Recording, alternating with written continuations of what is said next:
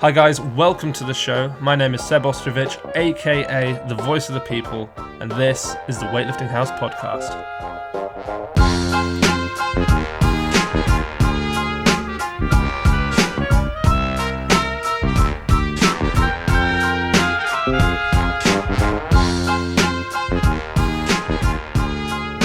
Hello and welcome to today's episode of the Weightlifting House Podcast with your host Seb Ostrovich, the Voice of the People, joined by the Peoples Philosopher, Joshua Gibson, and the very, very special, the People's Scientist, the People's Researcher, Dr. Andy Galpin. Andy, this is probably the closest I've ever been to getting onto the Joe Rogan Podcast, so I'm particularly excited for that. You're one of the first people in our kind of field to actually make it onto such a famous show, really, I suppose. A quick bit of background information for the one or two people out there who don't know everything there is to know about Andy. Andy spent 4 years studying structure and function of human skeletal muscle. He did a master's degree in human movement sciences, PhD in human bioenergetics, and is now a tenured professor. And in and amongst all of that, there's a whole lot of research and there's a whole lot of competition. Andy, do you want to kind of go into just a few minutes, giving people a little bit more context as to your background and where you've come from?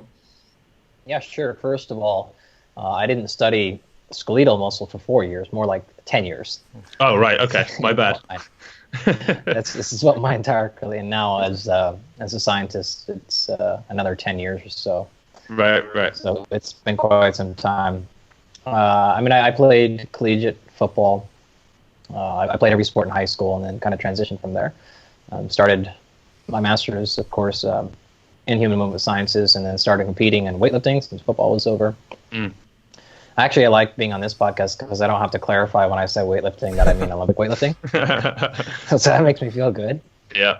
So weightlifting, of course, and then I dove into combat sports, so Jui Jitsu, submission wrestling, and kickboxing and MMA and things like that. So I have a strong passion for that. Those are the two things sport-wise that drive my life. I don't play a whole load of football anymore, the American style anyways, but the combat stuff and weightlifting, and of course just all general strength training, strongman, bodybuilding, I mean, you name it. So anything in that realm is on par with me. So exercise-wise, that's what I do. But now, of course, my job is, I'm the director for the Center for Sport Performance at Cal State Fullerton.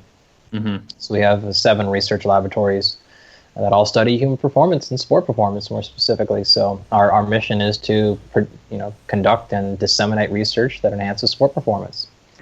So that's what we do, and all of our labs kind of have a different twist and take on that. And I teach in the areas of strength and conditioning, program design, for master students, sports nutrition, things like that. And then on the side, I work with athletes a bit, mostly combat sport athletes, often on nutrition stuff, and then the occasional weightlifter when I can get her to stop talking.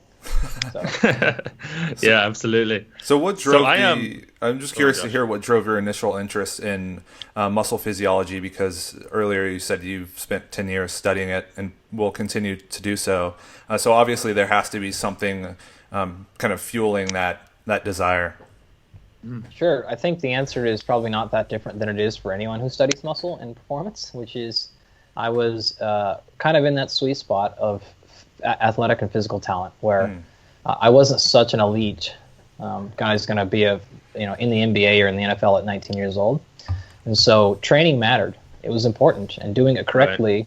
Right. I didn't have the advantage of just not doing anything because I wasn't that talented. But on the back end, I was talented enough where there was incentive and motive to be like, wow, hey, if you get a little bit better, you can play in college. And if you get a little bit better, you can be all conference or all American, etc. So I was right there where the incentives were perfectly aligned. And so to me, to be honest, the initial drive in going to college was, well, I want to study this stuff so that I can learn better how to train. Yeah. And it was important to me. I knew I had a limited window. I knew the NFL and professional stuff was never, ever in the cards, just based on, luck of the draw on things. But I could at least get a lot better with what I was doing. And so that started all of it, I guess. And honestly, I can just tell you, I still don't understand how people aren't interested in it. So I don't know what makes me interested because I don't understand how anyone else couldn't be interested. Yeah. So as far as I remember, I mean, even as a kid, I just remember thinking like, well, muscle's pretty awesome. Yeah. So, it's interesting because of all the coaches that I've really spoken to, the top coaches, at least in weightlifting, it was often just like you said, it was the fact that they were never the best and they were never the most talented, but they were just on the cusp. And so they had to do everything they could. Their kind of insanity to not be the best drove them to learn everything they could, digest everything they could read, to get that extra level. And often the most talented lifters they don't need to do it because, I mean, like you just said, it's to some extent luck of the draw. Pointing towards genes and all that sort of stuff. And it's interesting. I mean, the reason I messaged you, or the kind of impetus to me messaging you a few weeks ago, was that I'd seen this article on gene-edited babies, and then I noticed that a few hours later you pasted that exact same article, and I thought, you know what, if there's anyone who's going to have some insight on this, it's going to be you. So I sent you a message about that. I'd love to know your thoughts on that, because it was this Chinese scientist, I guess, who came out and he said that they have done their first or made their first ever gene-edited babies. And the context of that in terms of in a sporting setting, I think is something that would be fascinating to kind of go into a bit. So it's mostly clouded in unknown at the moment. We still don't know if that guy is honest. We still don't know if that story is true. I don't know if it's Chinese propaganda or his own propaganda or his university or his laboratory's propaganda. Nobody really knows. I suppose it's not, well, some people know, but it's not widely clear on whether or not that's true. So I think at this point it's more interesting to talk about rather than worry about the details of whether it's true or not, because it does bring up an interesting conversation. In terms of sport performance, gene-edited babies, I mean, it's not that we're particularly far from that. I honestly don't think it's going to be that of a concern, because if you look at it from a pharmaceutical perspective or a private industry perspective, if you can say gene-edit a baby and remove, say, if they have the gene polymorphism or mutation for cystic fibrosis, and now you can go in and edit that away, you're talking billions and trillions of dollars. Making somebody lift and snatch a few more kilos and break world, nobody gives a fuck. I do. It's not gonna. It's gonna pale with the pharmaceutical companies that go, no, we can. Oh yeah, that heart disease you're gonna inherit for 150 grand, we can edit your kid. Okay, no problem. Who's gonna pay 150 grand so they can squat more?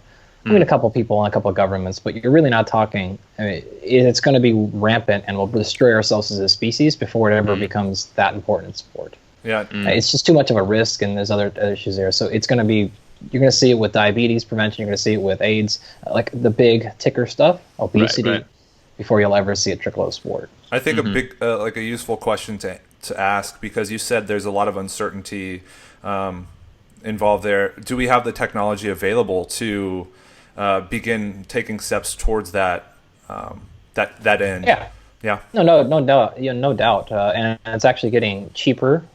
Dramatically cheaper. Yeah, you'd be surprised how cheap that stuff is. Most coaches could afford it. Most personal trainers could probably afford it. It's not that difficult of a machinery to get now that we've figured out what to do. The invention of it was the hard part. The machinery is not. So, yeah, of course, that stuff's there. It's in play. I think it's honestly, I'm a believer philosophically in how poor we are with ethics in terms of we don't discuss things until they're already on our doorstep, and when we're on our doorstep, it's already over. So I think the ship has long sailed on gene editing. It's not a question or debate if it's going to happen. It's already here. It's obviously already happening. You might as well just let it go, because we always do that as a modern culture. So yeah, the technology is cheap. It's there. It's going to happen. It's already is happening. You're not going to stop this snowball. That's insane. I mean, but I think the thing that a lot of people, at least in the context of this podcast, are worried about is, I mean, what's that going to do to competition? You know, we're already at a point where things are relatively unfair, and certain governments get away with doing certain things for their athletes, and as soon as we start bringing gene editing, I mean, it's almost like, why would you watch it at that point? You know what I mean? Yeah, but again, my counter to that would be, I don't think you realistically need to be concerned with that for several decades. Right. Nobody until it becomes cheap enough. Yeah. Well, it's cheap enough. That's not the issue. I mean, China could afford to put 100 babies through this. America could afford Russia. Like, cheap enough is not a concern. It's time delay, so you'd have to do this now, and then wait 16 years or so for these kids to grow up. You can't accelerate that process. So you got at least 2 decades if they started now, and I'm sure they're so far. Nothing in terms of like, oh my gosh, the entire New Zealand weightlifting team now is just squatting 1,000 kilos. We're nowhere there yet. So you got a couple of decades. In addition to that, it's very easy or a lot easier for us to go in and ping out a gene for something like, again, I'll use cystic fibrosis, things that are just extremely well documented as like this is almost entirely or certain forms of physical or mental disabilities where there's like, hey, this is because of this gene. And we're like 97% or higher. Sport performance isn't like that. So there isn't one gene that you could go insert into a body that makes you squat more or stronger. We don't have a clue how this stuff works. The only thing we know are a couple of things like ACTN3. If you have a certain variant of that gene, it is roughly associated with fast twitch fibers. But it's so grossly misunderstood at this point. And that alone, like the fiber type alone, in fact, we have several studies that have come out amongst strength-trained people. Fiber type alone doesn't predict much. It doesn't separate necessarily the strongest within a weight class or within a. It might separate groups, but it's not going to. For all 69 kilo male lifters, it's not going to separate us. That the problem with it interfering with sport performance too much is like we still don't understand what genetic things influence sport performance. So we don't know what to go in and edit, and we don't know what's going to happen if you edit that. The rest of the things. So I mean, we're decades away from this being a real problem in sport. And we may not know exactly the specific genes, but how much of the disparity can be chalked up to genetics in terms of the wide-ranging abilities we see in sport? It depends on the metric you're looking at. So something like height. Okay, that is pretty much 99% inheritance. There's not a lot you can do training-wise. The only thing you can really do to height is, of course, nutritionally. If you're failure to thrive, you may not reach what you had the genetic potential for, and the opposite if you were given excessive food intake like we have now. Like in general, people are getting the human species is getting taller, better, things like that. Okay, so but you're talking, I don't know what the number is, 95% genetic or something. Right. The other end of the spectrum, something like that's, I mean, for the rest of it's 20% genetic. It's 80% training. Several studies we published, and I could certainly go into detail of one of them if you want, but we typically would say 50% genetics, 50% lifestyle, but I would argue that for most metrics people care about, it's more like 25% genetics, 75% what we call exposome, which is everything else besides genetics. So sport performance is, I mean, depends on what you're looking at. Skill is a different thing. And I don't think we're anywhere near understanding skill. So what I mean by that is like fine motor skill.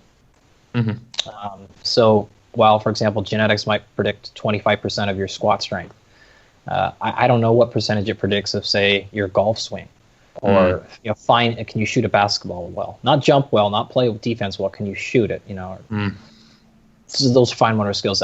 It's just not my area, so I don't have any clue what of that is determined by genetics. That might be different. So, like I said, it depends on what sort of metric you're looking at. Yeah. So, I mean, you're saying that you think that it's kind of 25% is down to genetics, 75% essentially nurture, what you've done, how hard you've trained, all of these sorts of things. So does that mean that is there some scope of understanding of if we were to have these genetically edited babies, how much of an improvement or magnitude can we actually see from that? And is that at a point where there wouldn't actually be that much of an improvement because the guys who make it to the top already have that 25% and the 75%, and it's more that you can just control who it is rather than actually seeing an increase in performance? Well, the increase in performance would be large. It would? Because think about it this way. What separates first through fifth place on a podium, you're talking usually 5%. Yeah. And you could certainly get within that range of changing so genetically. But having said that, it would be a blend, of course, right? So you would have people on the far end which are genetically optimized and that train really hard. And those people are just going to be untouchable. You have some people that are going to be in the middle. Some of them either had the genes but didn't train as properly or as hard, could just be proper training. Or some people who didn't have great gene edited but inherited good genes and trained great, but those people would never reach the far end of the spectrum people. And the people on the other end, which are either born shit, didn't train shit, or given really good genes and didn't train at all. So you would always have a blend, but of course the average would float to the end where those people would be untouchable, and they would of course. Eventually, over time, we will figure out what needs to be moved for what marker, and you would see a shattering of everything. Yeah. Now, one of the things that I'm particularly excited to talk about is you've done a lot of research recently that's, I think you released it within the last couple of weeks. You went to the World Championships. You tested a few high-level athletes. Is that available to talk about? It's not really. No? Literally Okay. This morning, as soon as I can stop talking to you two jerks, we submitted it for publication. It is the way that it works is the first round of revisions have come back to me, and it's been a couple of weeks I've been working on those, and I will finish those up within an hour or so of this conversation and submit those back in. And from there, it could be a matter of 15 minutes to another couple of months before we hear back that if it's accepted. Right. Another round of revisions. Sometimes it's accepted immediately. So we can't talk about those two things in too much detail. We could certainly talk about it globally, which is let's do that. Yeah, we were fortunate to Weightlifting World Championships and the American Open, which is the I don't remember if it was the finals or the Series 3 or something. The second biggest. Yeah, the AO3 was pretty big. Yeah. Yeah, it meets, if you will, in the States. Yeah. It's not national championships, but it's pretty good. It happened to be both hosted in the same event center about 5 miles from our laboratory. Nice. So we tried like hell the year before when it was in Houston to try to get biopsies and to study some of the athletes down there. It didn't work, and so then we got lucky. I don't really know if you guys remember the story of how World Championships came to Anaheim. Yeah. So we got so lucky, and I was like, we have to do this. And we didn't have any funding or anything, but I was just like, I don't care. We can't let this opportunity go. So we were able to collect data, and by that I mean muscle biopsies on 21 Americans, 15 females, and 6 males. And these are individuals that were either on the world. This is all Americans, either on our world team or on the Rio Olympic team, or were top 5 or higher finisher in the American Open. So we tried to get those that were as selected. So it enabled us to actually create 3 categories, which were world-class females. And so these were, again, females that were on the world or previous Olympic team, but that were competing in those events. National caliber females is what we called it. So those that have been national champions, things like that, but not on the Olympic team, on the world team. And then national caliber men. And we saw some very interesting things that separated all of those groups from the level of the muscle fiber type. And so this is what I was kind of referring to earlier. Like it could separate groups a little bit. There didn't seem to be as big of a separation between the 2 national caliber categories, but between the world caliber and the national, really, there definitely was. And so something is different about these folks, and that could be a combination of talent, or those in the world category were also had about 2.5 times the training and competition age. Okay. So I don't know. Like, again, we're left to that problem. Like, is it genetic, or was it competing for 8 years versus 3 years? Yeah. So, and how much? There's a lot more detail there, but we can't get into it. So. Just one question, Seb, and I don't know if you can get into this, but how was it in terms of, did you have people included in a few of the different weight classes, or was it kind of concentrated in? Okay. No, we had them spread from pretty much, I think it was 49 kilos at the time for the females, all the way up through the heavyweights for both genders. So we didn't have one of everyone, of course, but we tried to get a spread. That's amazing. And there were some big differences between the weight categories. Really? Which were very interesting. Oh, I can't wait to see this. So, I mean, you're saying that we don't know exactly how much the difference between the world-class athletes and the high level national athletes comes down to training or genetics, but how much, and I'm sure you know this as well as anyone, how much can we put training towards changing your muscle fiber type? It's basically infinitely. Yeah. Yeah, so this is clear with our twins research because we have studied monozygous twins. These are individuals, monozygous, meaning the DNA is exactly the same. Mm-hmm. Right, so reproductive physiology, identical twins are the exact same person who's been cloned, split in two, right? Unlike non-identical twins, which is just really two eggs got fertilized at the same time. So your brother and sister, your brother or whatever, happen to just be born at the same time. Well, identical twins are clones. And so we have studies on both of those people like that where we have the same exact genes. And in the one particular case that we just published, had about 30 years of differing exercise. So one of the individuals had basically stopped structured exercise in high school, and these gentlemen were in their mid-50s by the time we got to them. So 30 plus years. And then the other individual had been nonstop competing in marathons, Ironmans, half marathons, things like that. And the untrained individual was roughly 50% fast twitch, 50% slow twitch, if you will. But the trained individual was about 95% slow twitch. Wow. And that is unusually high, of course. But remember, they had 30 years of exposure there. So my answer, when I said unlimited, means I literally think there basically is no limit to how far it will go, given enough exposure. And exposure being defined as in time or intensity, right? So if you're training once a week, well, that's going to take you a long time to change your fiber type. You're changing 5 times a week, that's going to go 5 times faster. So it just depends on what you're doing. But yeah, you basically have unlimited ability to change those. And in fact, as soon as I get done with those revisions from the weightlifting paper, in about a week and a half, we have a large grant due to examine. We want to go after about 100 pairs of monozygous twins. Wow. Yeah. And we want to add strength train people. Yeah. And do all kinds of other stuff. So yeah, we're very interested in that question as well. But yeah, the muscle is super plastic like that. It responds to what you expose it to, and you know, give it enough time, it will move. Yeah, and thinking about this from a practical standpoint, you know, knowing that that it's very flexible or very plastic, should people attempt to go out of their way to train in a specific way besides what they would normally do to influence that? The amount of a certain type of fibers within a muscle, should they go out of their way to program training to influence that, I guess, is the question. Well, it depends. One distinction I'll give you, there would be many answers to this, but I'll just give you one so it's not so vague. If you compare somebody at different stages of their career, so say you're 21 years old and maybe you play a little bit of sport in high school, but you play rec sports in college and you just lifted, but now you want to get into competing in weightlifting.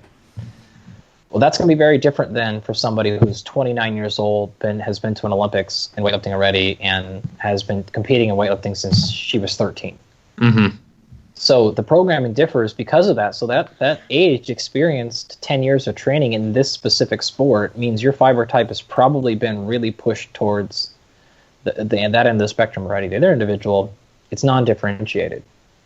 And so my answer is it's probably going to be similar to how you would just answer that question if you didn't know anything about fiber type, such that the younger individual needs more generalized, well-rounded variation in their training. But the higher trained person probably can afford to spend more time, not only, but just more time being much more specific because they're probably already there.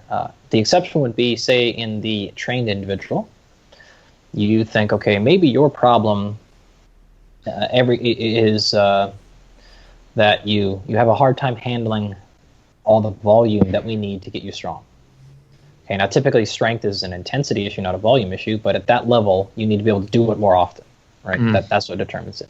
So you may step back and say, maybe we have specified you too much for too long, and because of that, your conditioning has gone down. So now maybe you need to step back and say, we need to add a little piece here, maybe not make you 95% fast twitch, maybe 90 is good enough, and that will give us a sweet spot where you can handle volume, you're a little bit more fit, you recover faster. Now you're not gassed if you have to follow yourself in a meet because it doesn't take you 18 and a half minutes to recover from every rep. Something like that. So yes, the answer was I would certainly train based on the specificity of the fiber stuff, but it's really just basic strength conditioning. would take you there, is what I'm kind of saying. Yeah, it's interesting because I mean, I always thought. So I did a sports science degree and learned not a whole lot, if I'm honest. But Neither did I. I think that I'll make it worse. I got 3 of them. 3 of those. Yeah. I still don't remember much in any of them. You know something. But one of the things that I really thought, and I think that a lot of people listening think, is that the biggest thing that separates myself from Ilian is the fact that he's got different muscle fiber types than me. And it's like, listening to you talk now, you kind of realize actually that's not the thing that separates us. I can train to get perhaps close to the certain number of same kind of disparity or whatever of muscle fiber types. So what is it that separates us genetically? If it's not that. So if you look at what produces human movement, it's 3 things. Okay, and you could have you can see a change in performance with a change in any of these 3 or a combination of these 3. And so you simply can't isolate one and say that's the problem. So yeah, let's say, for example, you 2 have the exact same fiber type profile. Okay, well, to make human movement happen, the first step is you have to have a signal from either the brain or the spinal cord, so the brain stem, that has to be sent out to muscle. That tells muscle to contract. Muscle contracts, pulls on a tendon, which is a very important piece here. That tendon makes the bone move. Muscle does not make the bone move. Muscle makes tendon move. Tendon transfers it over. So most people are aware of the neurological thing, so that would be number 1. But let's say for somehow you are exactly the same neurologically, it's exactly the same muscle. If, for example, your muscles lie at a different angle relative to the bone, that changes mechanical advantage or disadvantage. Yeah. When you go up or down in one of them, you typically gain speed, but you lose range of motion. Right. Or force, right? So force and range of motion and speed are all intricately related, and they're inverse. So when one goes up, the other goes down. Mechanical advantage, biomechanics, and let's just say technique is exact same. Okay, like we'll just give you all that in training, but like all those other things, just looking internally at the bottom. It could be simply his connective tissue is better at transferring that force. Yeah. Could be a biomechanical thing. It could be properties inherent to the connective tissue themselves. You could line those connective tissue up, have the exact same origin insertion place, but the tensile strength is better. They're stiffer.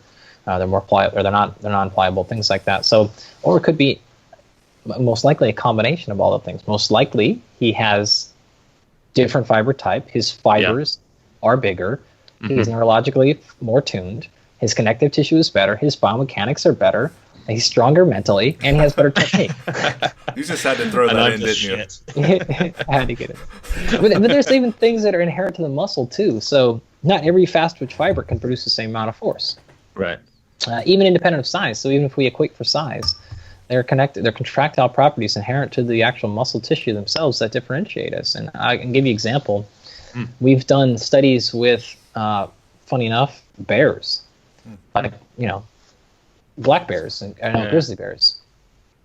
And when we've analyzed their fiber, even when we equate for size, they're 2.5 to 10 times stronger than a human. They're just the contractile properties, which I can get into if you want, but they just produce a lot more force. And by the way, they have another subset of fiber types that are even faster than our fastest subset. So you combine those 2 together. Oh, and then by the way, they're massive. I biopsied some people who were elite powerlifters and things like that, and their fibers are massive and super strong. So it can be at the level of the muscles, not all neurological, although that's often what people say. It's partially true, but there's a lot of other stuff going on as well. Yeah, and you kind of mentioned it there, but how much of a spectrum are we looking at for the fiber types? Because I think it was commonly known or accepted that there were a very small amount. And then it kind of was elucidated that there's more of a spectrum and there are hybrids in between. So where are we currently at with that, and how many types, and obviously the different transitions are we looking at? Yeah, so humans, even at the gene level, have the ability to code for 3 distinct muscle fiber types. This would be type 1, slow twitch, the 2A, which is a fast twitch, and then 2X.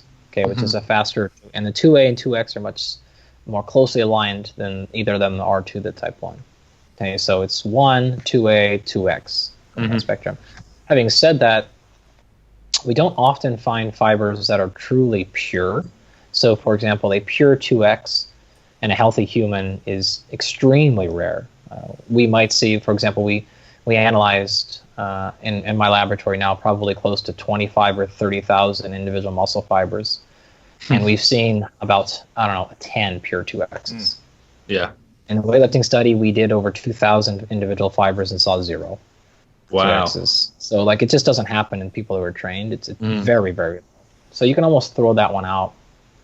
Having said that, in between those three categories, there are what are referred to as hybrids. So these are single muscle fibers that co-express multiple myosin heavy chain isoforms. In other words, 2A, 2X fibers, so not a pure 2X, but it has a little bit of both, are very common and seem to be highly, highly related to physical activity. In fact, I would probably argue it is the fiber type that is most related to physical activity.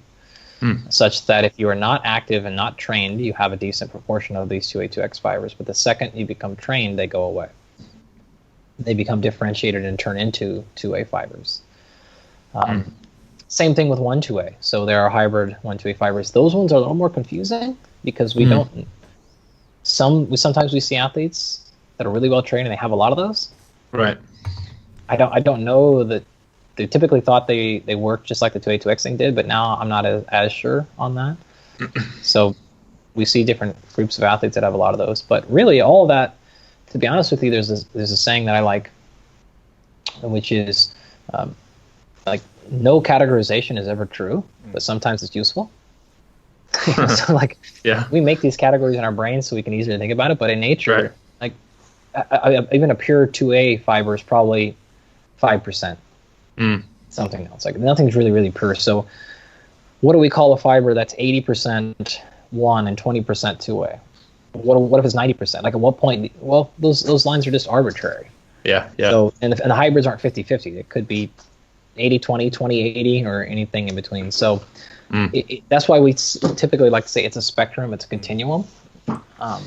But those continuums it's just kind of like the way that analogy I'll give you is it's exactly like the color spectrum, where it's very clear. We have whatever it is, 7 colors or whatever the hell Roy G is.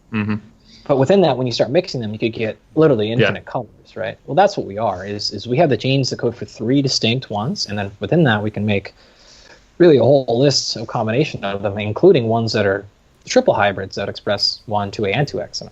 And those are associated with ill health or poor function as well. So may have gotten a bigger answer than you asked for, but that's what I got. That's tremendous.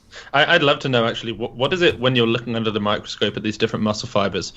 What is it that a type 2X muscle fiber looks like that's different to the other muscle? Is it something to do with the mitochondria? Is it? No. I actually don't know what the difference is visually. So it's not. You couldn't visualize the difference. Okay. It depends. So you can. So somebody who's very strength trained. The 2A fibers will be large. And so once you've done this 100,000 times, you can start to go I think that one's a 2A. It's just kind of with your naked eye. Yeah. Somebody who's endurance trained, it's the opposite. They're oftentimes and I'll say this carefully, but oftentimes their slow twitch fibers are bigger than their fast twitch fibers. If not equal size, but very commonly they're much larger. So the training type specific hypertrophy is a very real thing. But what separates the fiber types themselves is what's called molecular weight. So the way that a muscle contracts is you've got 2 contractile filaments in the fiber, one of them called myosin, the other called actin. Yeah. So effectively these things are laid over top of each other, and myosin reaches up, grabs actin, pulls the actin together, the muscle fiber gets shorter, that causes contraction.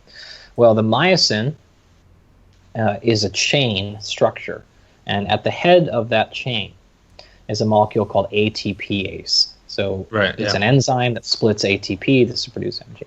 Well, the size of that ATPase is related to the size of the myosin heavy chain molecularly. And so what we do in the laboratory is we measure that molecular weight of that myosin heavy chain. The larger ones are fast twitch fibers, the smaller ones are slow twitch fibers. Yeah. I see. You know, I've never felt so smart, because that last bit you said about ATP is one of the few things that I remember relatively in depth from my degree.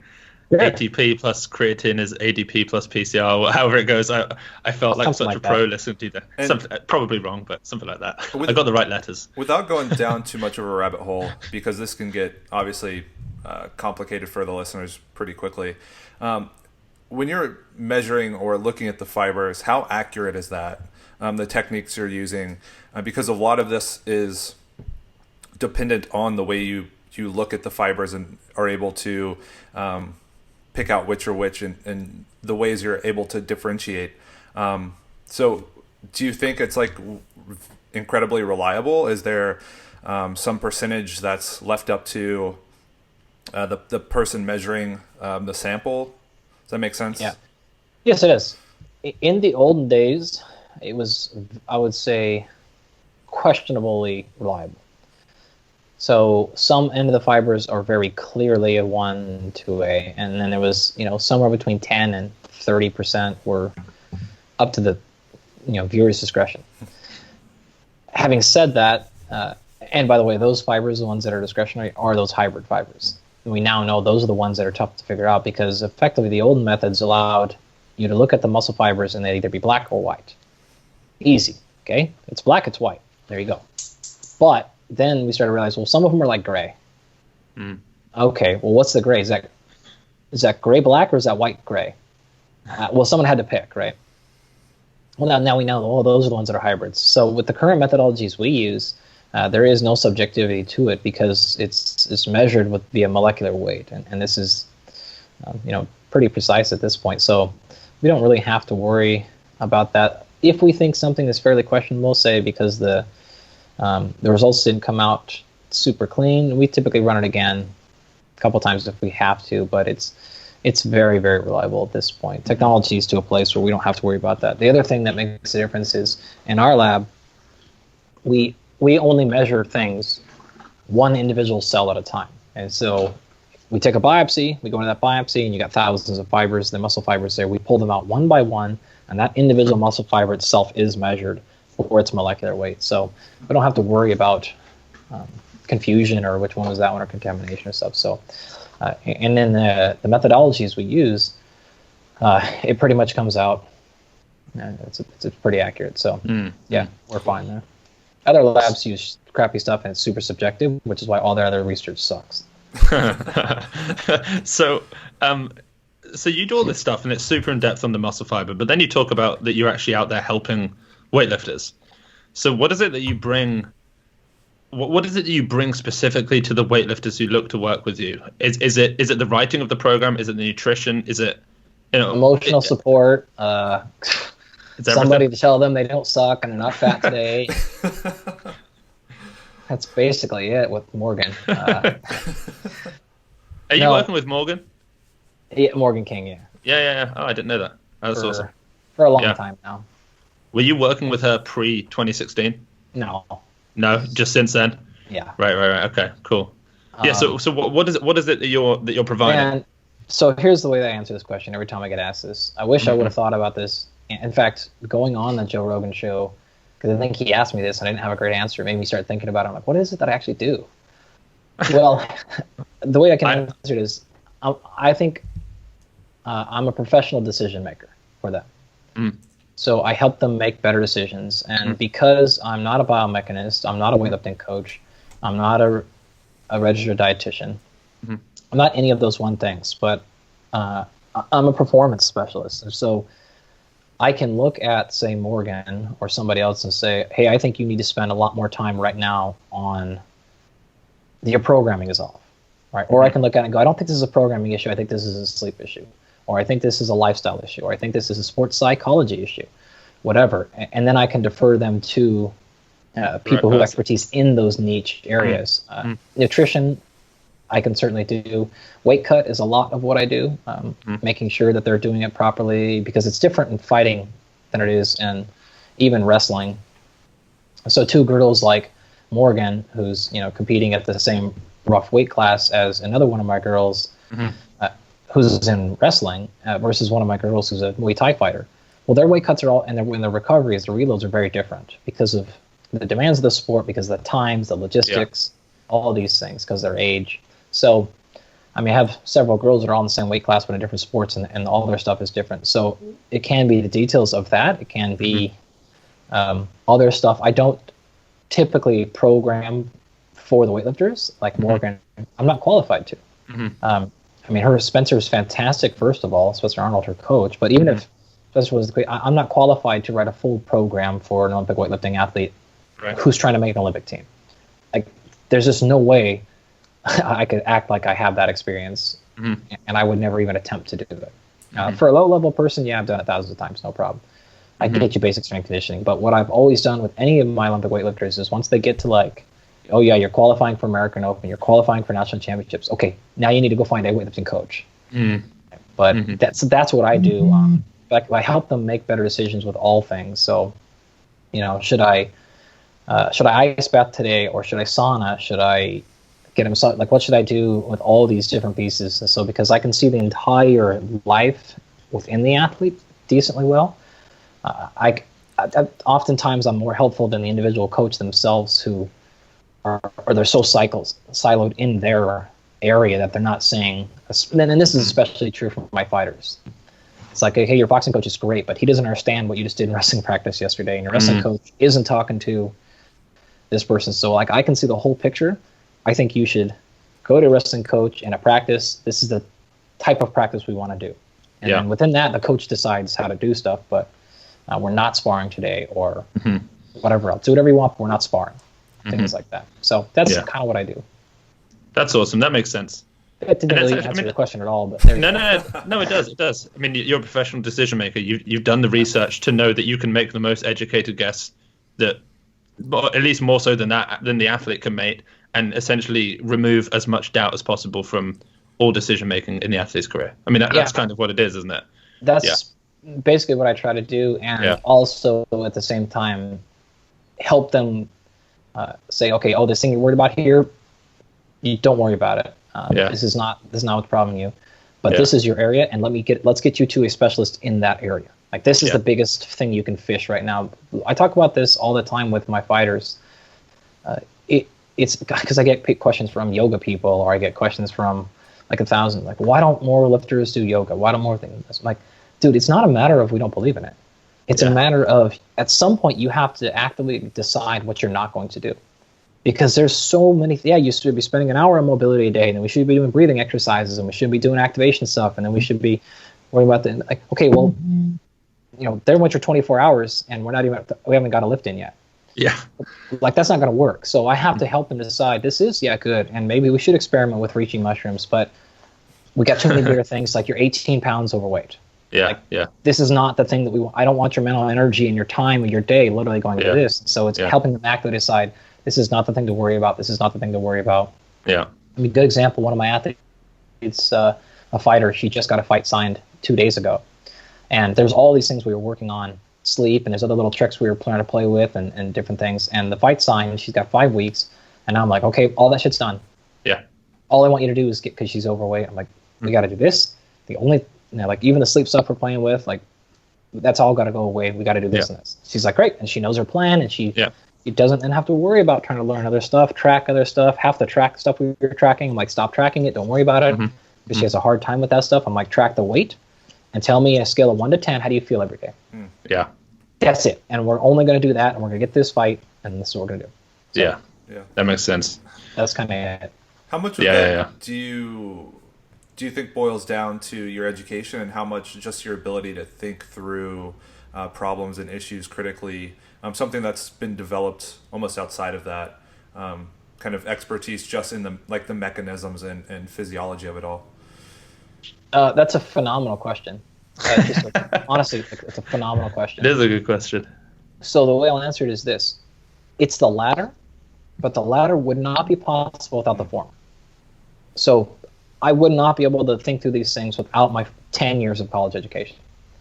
That's the difference. So people think that is a binary answer, but it is. One allows the other. Of course, getting a PhD, it stands for Doctor of Philosophy. Actually, after I remember graduating, my mom being like, I thought you were in like sport performance. When did you switch to philosophy? Like, it's like the worst cliche joke ever, but I swear to God, I'm like, oh. The reason they call it a doctorate of philosophy is because it's a doctorate of thinking. So a medical doctor, an MD, a physician, has a doctorate of medicine. So they understand medicine at the level to be called a doctor. Well, I understand thinking at the level of being a doctor. What I choose to think about is my individual specialization. Now, the vast majority of PhDs do not operate like that, but that's what the fuck they're supposed to be, right? That's why they call it a PhD. Yeah. And so, of course, that, and then my 10 years since graduating, finishing my PhD, nonetheless, like I have fine-tuned and honed that thinking skill, and I spent a tremendous amount of my time and day working on thinking critically. And so, yeah, that's a developed skill, but I couldn't think through these things critically without having a knowledge base. I tell my students this the first day of class almost always, that I'm going to teach you this information you don't think you need to know because it will allow you to ask much better questions. So you can't ask a good question if I don't understand. If I can't pull up her blood work or his blood work and look through it and go, I think this is off, and then I would never be able to answer the first question anyways. Like I wouldn't be able to think because I wouldn't know what I'm looking at, right? It's like you can't ask a really sharp, clever question about mathematics if you don't know how to add. So it's both, man. But that's a really good question. Well, to take it from Josh's really smart question, drop it down a notch. I'm going to ask, can you tell me a little bit about what it was like being on the Joe Rogan podcast? Because to me, like that is something I'm actually particularly interested in. I mean, I, amongst many other people, listen to him, and I've actually listened to your one twice. What is that like? Because that's kind of surreal that someone from our kind of our walk of life ends up doing something like that. Did you get flooded afterwards, or how did it go? It's no different than talking to you guys. I mean, it's really no different. I teach all day. I just got done teaching a winter class that was. I taught every day for 4 straight hours, 4+ hours, the same class. So sitting down and doing a 2.5 or 3 hour podcast, it's not even like, it's less than what I'm normally used to doing. And he's a genuinely nice guy, just like anybody else, man. He's super interested. He loves strength conditioning. He fucking loves it. I mean, if I could go back, I would say like I would have talked more just about like strength conditioning stuff, because I always forget how much he just loves that stuff, but he doesn't know anything. Yeah. I mean, I'm not disparaging him. Just like he doesn't know a lot about that field, so he loves to get super interested in it. It's no different, man. I've done hundreds of podcasts and countless interviews and TV and movies and shit, so it's just like talking to anybody, man. It's just the same. I think my favorite thing was when he tried to convince you that keto diet was maybe the best diet for all athletes. And there are 2 things that he's most interested in, well, 3 maybe: mushrooms, keto, and monkeys. And you got the keto discussion. But I thought you handled it well. I was trying to push him more to talk about it. I wanted to talk more about nutrition, but he kept, going to he wanted to talk more about strength training, which is fine. I wish I could, like next time I'll do like straight nutrition. But no, like actually since that, I sort of give myself this unofficial pat on the back. I think I was on there a year ago or something. Something like that, yeah. He's totally changed his tune. So if you listen to the latest stuff, every time he talks now about sport performance, he talks now. He even talks like he eats a bunch of carbohydrates before he trains, and he's like, I don't lift weights fasted. I don't lift weights without carbohydrates. When I go for a jog in the morning or something, I'll do that fasted. Like, so he's changed very much, and he'll constantly say now, well, it's so individualized. He wasn't saying that before, so I give myself credit for that. Yeah. Well, he mentioned you a couple of days ago. I don't know if you heard it. I think it was the one with Greg Fitzsimmons. He started talking about your research. Oh, so, yeah, he's still. Yeah. I'll try and find it and send you the link. I can also say this. I've been sent this multiple times. I am by far the most mentioned person on that show in the last 1.5 years. Really? By him and his guests. Like, I can't remember. That's awesome. Brian Callen. Yeah. Matt Brown and Brennan Shaw, just a whole, I can't remember all of them, but a whole string of people bringing me up constantly. He brings me up constantly, cool. Other than like his friends. Like other people sat on, that's what I'm on. So good. That's a real pat on the back. Yeah. So looking at, he's a great guy, super nice guy, man. Like the one thing sorry, I know you want to touch my your whole time talking about some other dude's show, but no, I totally do.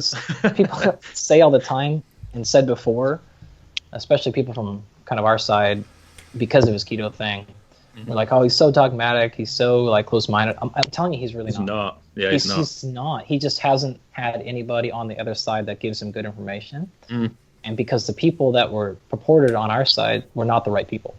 Right. So he's super, super open-minded, considering how fucking many people come at him. Yeah.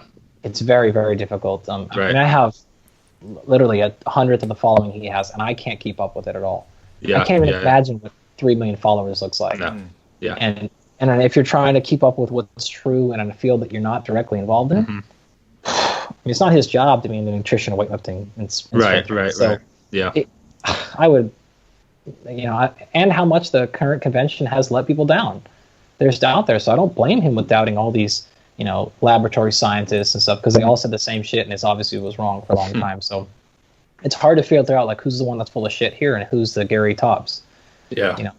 There are a couple of guys who I would love him to have on. I mean, I'd love him to get Dr. Mike Israel on. I think that would be a great discussion. Even someone like Mike Bledsoe, who I know you know, just because he's a great conversationalist. He's done a lot of the kind of experimentation that Joe is kind of obsessive over. I think they'd be some great guests, but it's just a cool thing. We worked on it to get Lane Norton on recently, which was that was very helpful. And then he's got Steven's coming on in March, and so that's going to be really good too. So there's a couple other people that I'm trying to help him get along there. So he's for sure coming around. The main thing that I told him too is you haven't had any real sports nutrition people on. Yeah. All your nutrition people are obesity people, or they don't actually work with people on nutrition. They just read muscle biology articles and then act like they're experts.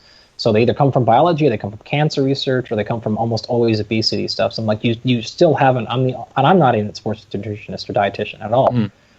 I'm the only one who's even remotely close in the last 5 or more years that I'm aware of. It's been a real true sports nutrition people. So he's actually realizing that now. So he's like, this is why there's so confusion, is because I'm bringing out obesity researchers. And then I'm asking strength training questions. They don't have a fuck clue what they're talking about. But that's why he's so confused. So told you, he's sharp, man. He's awesome. All right. I kind of have a question segueing from that. I think it's an interesting point you bring up, and a lot of people look to Joe as their source of information for a lot of these topics, and a lot of their nutrition information and resistance training information. I guess something to kind of bridge that would be, how do you navigate the landscape where you're getting all of these different opinions from experts that have studied their respective fields for 10 years, because they all have PhDs, they all have RDs, whatever it is. And most of us won't be able to get that sort of education, so we have to rely on quote-unquote experts. How do you navigate this to come up with a plan that reflects what's actually happening? And I guess it's different for everyone, but what's happening for us? So that's another, man, you're killing it. What, Seb, would you pick it the fuck up? That's why I call him the People's Philosopher. He has all these great questions. I'm just a schmuck in the chair who introduces the show. Let's just keep you in that role and let him run the show. He's so happy right now. Yeah, I'm going to get so much shit after the podcast. Damn it, Andy. So another great question. I don't know. I mean, I deal with the same thing. Like, I listen to a lot of his shows. Maybe not as much as Fanboy over here does, but for fuck's sake. I mean, and I'm still constantly really? So, I mean, I don't know. The one thing that I'll, again, separate from is, at this point, I can intuit a lot, the things that come up because of my training and background. And I'm also looking at it. I didn't get this across as well as I would have hoped on this show, but maybe next time. You have to understand your perspective, and if this person speaking is not speaking to you, or more importantly, they don't realize their own bias, then you need to realize that for them. And I don't mean bias as in like they're evil corporate trying to. We all when I first see something on the internet, when you two first pop up with something on YouTube, your first probably line of thinking is weightlifting, right? Well, someone else, their first line of thinking is, well, this isn't sustainable for the Earth. Or they're thinking like, this is not important for, like, this would never work in my population of old people with sore knees. Oh, okay, fine. Like, those biases are not incorrect. They're not bad. We just need to understand that we have that bias. And so when I see somebody I will do this in my classes too, is I'll play a YouTube video from somebody, a total YouTube bro sciencer, right? And then they'll all tell me about and I'll say is this guy an idiot? And they'll be like, yeah, he's so wrong. And I'm like, no, not at all. You are thinking he's wrong because you're here thinking this would never work for a football player. And he is trying to maximize fat loss so he can look as good as possible.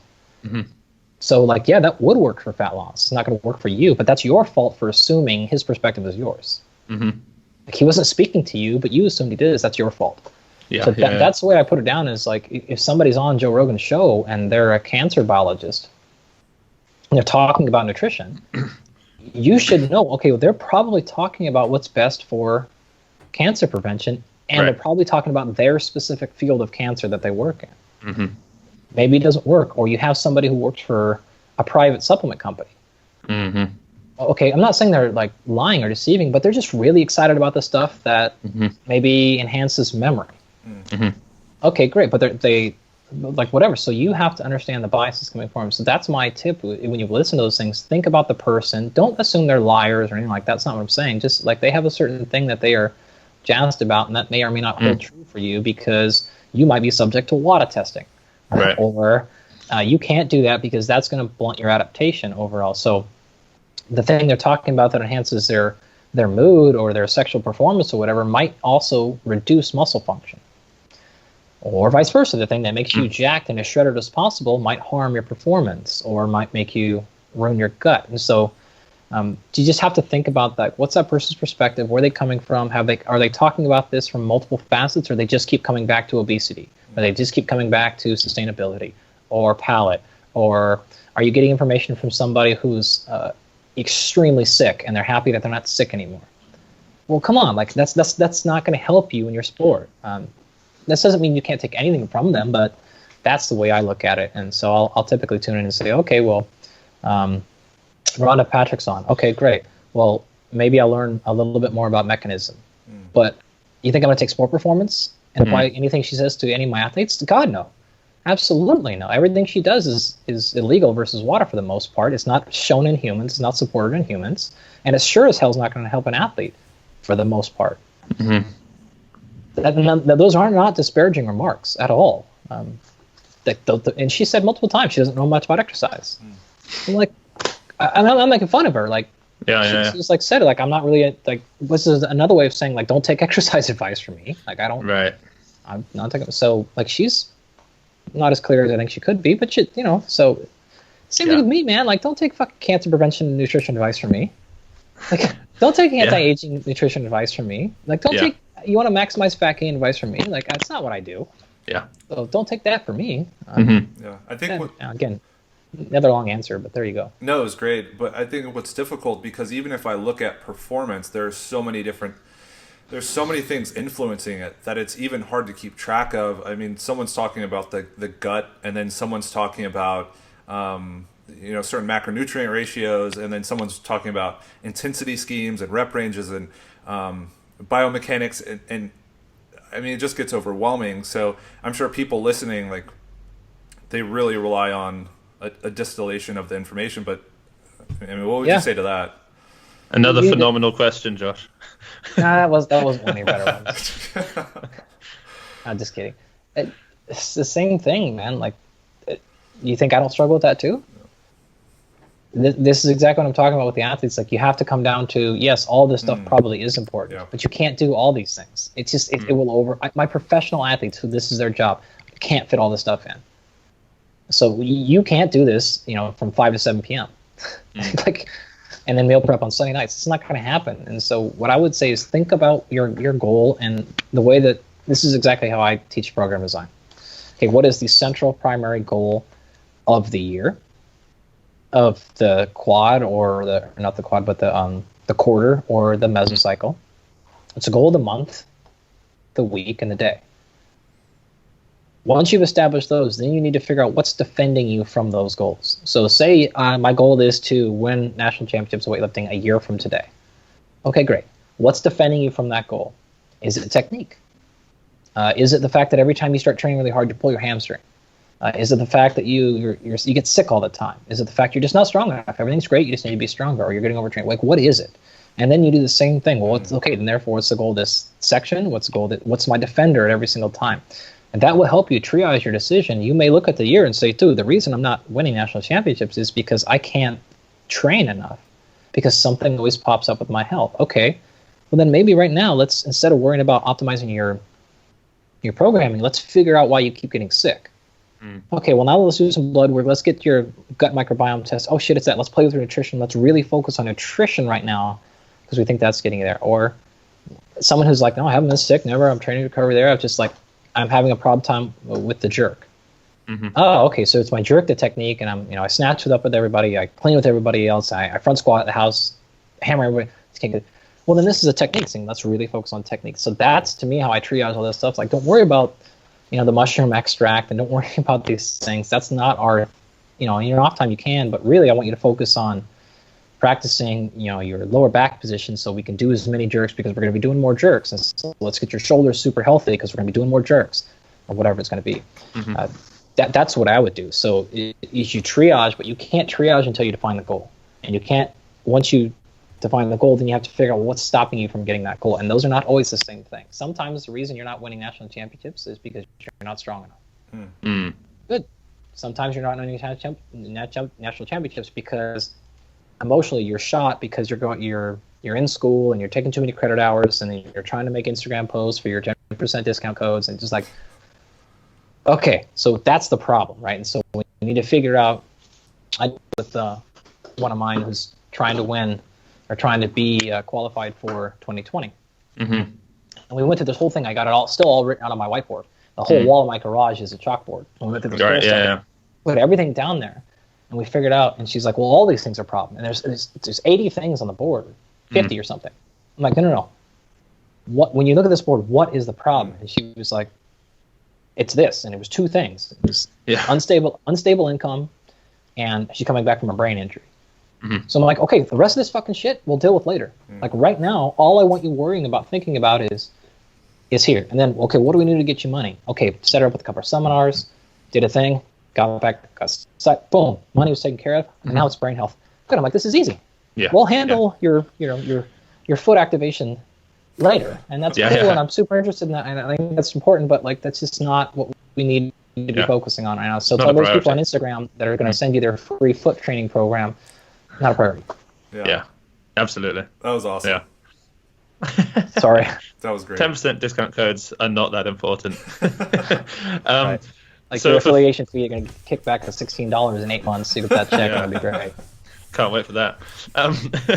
So I had a question from one of the guys that I work with he works in talent development for youth athletes in weightlifting in the UK. And he wanted to ask to some extent, the question has been answered, but I think there's more to it. So he said, can muscle biopsies tell you enough to help learn a youth's potential? And having heard you now say that so much can change through training, perhaps not, but are there markers in a young athlete that will help you kind of realize their potential early on? You said this is for your friend who works for weightlifting in the UK? Yeah, he works with talent development. Not helping. This is America. I want America to win. Well, you got to remember, I think 75% of my listenership is USA. Shit. So, yeah. 25%. You. I'm only 10% UK. Okay, fine. Honestly, I would say biopsy would not be on my list. Right. And I would say I can't even give you a good answer. Probably, there's 1,000 people that can give you a more appropriate answer. I haven't done that. I've never taken a kid from that age up. So it's a great question, but I don't have the expertise to answer that. Right. Okay. Well, at least I got a good question. Yeah. Even if it wasn't my own. I mean, I speak physiologically. Yeah. But I can't speak from experience on that one. Right. Okay. Fair enough. Yeah. Fair enough. Josh, are you still there? You keep kind of. Yeah. It looks as though you're cutting out a little bit. Yeah. You're still here. You can hear everything. Okay. Awesome. Josh, one quick question. How long have we been recording now? I can't remember when we started. 1 hour and 5 minutes. Okay, awesome. Well, Andy, if you need to get anywhere, then that's absolutely fine. If not, we can kind of steam on with a few more topics. But I know you're a busy man, so kind of let us know if you need to get going anywhere. I'm sure you've got kids to teach and. Yeah, I got papers I got to get published so people can stop being pissed if they're not published. Yeah, I am. Yeah. I am pissed. Yeah. And I've got. Can I just ask one quick question before you go? Sure. I guess for people listening who are interested in creating a more effective way of viewing the world or thinking about the world, what resources would you give them or point them towards to help them kind of elucidate the nature of reality, so to speak? So I will give you a handful. Number one, you already all have at some point. It's just practice upstairs. And so I'll give you one example of something I do. Anytime that I can remember it and something happens that irritates me or upsets me, before I'm allowed to get that response, I try to come up with 3 different scenarios. I create these things in my head that would explain that really well. So let's imagine you got cut off in traffic. Somebody did a real dick move to you. Assumption number 1 is this person's an asshole. Okay. Assumption number 2 may be like, maybe his wife's giving birth in the back of the car. Okay, now you feel like now you're the asshole, right? Whatever, right? Maybe the person is working 3 jobs and kid got sick last expected, and then all of a sudden the dog got out of the house, and now they're 15 minutes late from work, and they're going to get fired if they're late. Okay, you whatever. Like, we can do this all day, right? Mm-hmm. So that's number 1, and it's a skill and practice of questioning assumptions. That's all it really is. Now, as a byproduct of it, I think it gives you a better worldly view, gives you more empathy for people. But that's all it is. So when you read a paper, same thing. When you hear a coach talk about something, when you're in training, you just continually question assumptions of, why do I think this is true there? What is this true there? And that, I think, really, really can help people. In that same vein, just daydream. All the time. Like, I'm always making up stories in my head or taking stuff and extrapolating out, just like I did when I was 6, and I still will be in the shower and envision myself making a comeback as a 35-year-old and going to the Olympics, like, obviously, like, you're just making it. I'm seeing how the story would happen. I'm just like, I'm seeing the colors, like, you're whatever, right? So that stuff, I think, is very, very helpful for people to just understand their own creativity, which will help them go back to that first drill I mentioned. Right. Number 2, most people right now, versus a knower, is incredibly. If you haven't, just Google learner versus knower. You'll understand exactly what I'm talking about. With what, again, is fairly popular now, but has been around, of course, in the entire human history of just accepting personal responsibility. It's honestly shocking. That is also just a game of questioning assumptions. Right. It's the same damn thing, right? So when something goes wrong, instead of saying, well, goddamn, Josh just kept asking shitty questions, that's why we didn't get it on in time, right? It's accepting responsibility. No, this is my fault. Like, why was it my fault? Well, maybe I didn't lead him properly. Why didn't I lead him properly? I gave bad instructions. Well, maybe my question was the bad one, got him on the bad spot.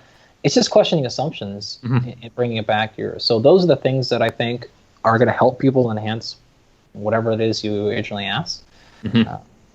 And then from whatever you can read a Jocko book or listen to a podcast or not. I don't think it's particularly important. The message is very clear. It's all your fault, always. Yeah. That's actually something that I've spoken about a little bit on the podcast, and I'm kind of big on at the moment, is this whole taking responsibility for everything. I've listened to a bit of the stuff that he said, and I like it a lot, but that goes out to everything. It's like you're saying, like, when you read something, take responsibility to find out, is this credible? Are you reading something that actually makes sense? Do you know what other things this person's written? All that sort of stuff. So, and if Josh does ask another bad question, it's probably my fault, and I'll work it out, and I'll deal with it from there. Exactly. Yeah, awesome. Andy, are there any places you want to send people over to find more about you? Just Google, man. You can find me on YouTube. I got a website. I have a Patreon account because I put up a lot of my class lectures and stuff and other videos. Right. If you want to get your learn on up there, and the socials. I'm out. Cool. We'll link to everything down below. We'll get it all and hook it all up. Awesome. Well, Josh, anything you kind of want to finish off with before we wrap this one up? No, that was great, and thanks for your time, Andy. Yeah, we really appreciate it. Is there any final words, Andy, that you want to give out to the people as they head and try and tackle their day, lacking responsibility and understanding of the human body? Yeah, unsubscribe to this podcast and go do something productive with your life. go and subscribe to Joe Rogan instead, and you can learn more about Andy. Yeah, awesome. He needs more subscribers. I know. I heard that he was getting about 100 million downloads a month at the moment. Yeah, 30 plus million per episode. It's terrifying. All right, guys. Well, thank you so much for tuning in again to today's episode of the Weightlifting House podcast, and we'll catch you all on the next one.